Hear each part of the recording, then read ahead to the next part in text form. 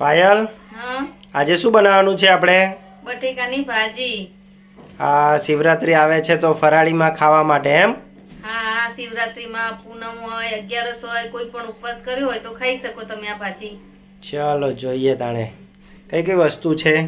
અહીંયા મેં બટેકા લીધા, બાફેલા બટેકા છે જે 700 ગ્રામ જેટલા છે। અહીંયા મરચું સમારીને રાખ્યું છે, કાજુ, સિંગદાણા અને ટામેટું। આમાં જે વસ્તુ તમે ઉપવાસમાં ના ખાતા હોય સ્કીપ કરી શકો છો। તો ચાલો ચાલુ કરી દો, અમને બતાવો। બહુ ઝીણા બટાકા નહીં કરવાના એમ?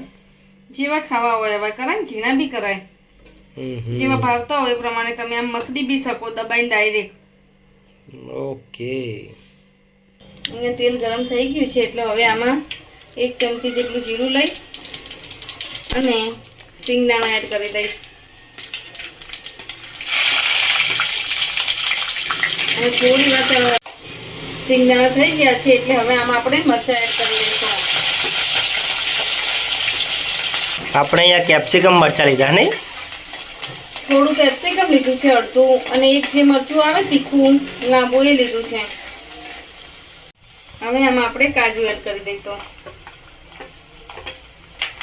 પછી તરત જ થોડીક જ વારમાં ટામેટું એડ કરી દઈશું અને બધું જલાઈ દઈશું। હવે આને 1 મિનિટ માટે ચડવા દઈશું। આ બધું ચડી ગયું છે, હવે આમાં આપણે મસાલા એડ કરી દઈએ। આમાં જો તમે મરચું ના ખાતા હોય તો ના એડ કરો તો ચાલે, જો ઉપવાસમાં ખાતા હોય તો 1 ચમચી જેટલું એડ કરજો। અહીંયા મેં 1 ચમચી હળદર અને 1 ચમચી મરચું લીધું છે। ધાણા જીરું બી તમે ખાતા હોય તો એડ કરી શકો, ના ખાતા હોય તો નહીં એડ કરતા। મેં અહીંયા ધાણા જીરું 1 ચમચી લીધું છે। હવે આમાં આપણે ફરાળી મીઠું આવે છે 1 ચમચી જેટલું એડ કરી દઈશું। આ બધી જ વસ્તુ હવે 1 મિનિટ માટે ચડવા દઈશું એટલે બધા મસાલા જે છે એનો કાચો ફ્લેવર જતો રહે અને મસ્ત ચડી જાય। આ બધી જ વસ્તુઓ ચડી ગઈ છે, મસાલા અને બીજું બધું જે એડ કરી દઈએ।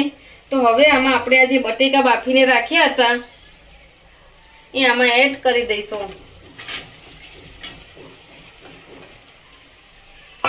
અને પછી હલાવી દઈશું।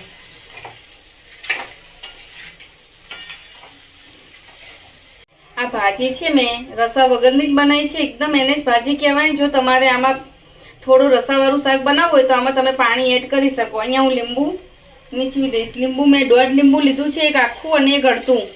તમને જે પ્રમાણે ખાટું ભાવતું હોય એ પ્રમાણે તમે ખાટું એડ કરી શકો છો।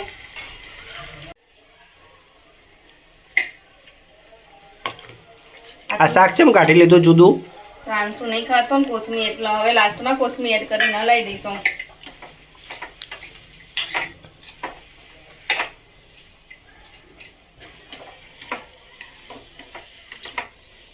બસ રેડી।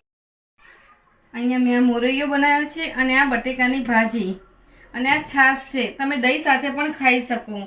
તમને આ બટેકાની ભાજીની રેસીપી પસંદ આવે તો લાઈક કરજો, શેર કરજો, કમેન્ટ કરજો અને મારી ચેનલને સબસ્ક્રાઈબ કરજો। Thank you.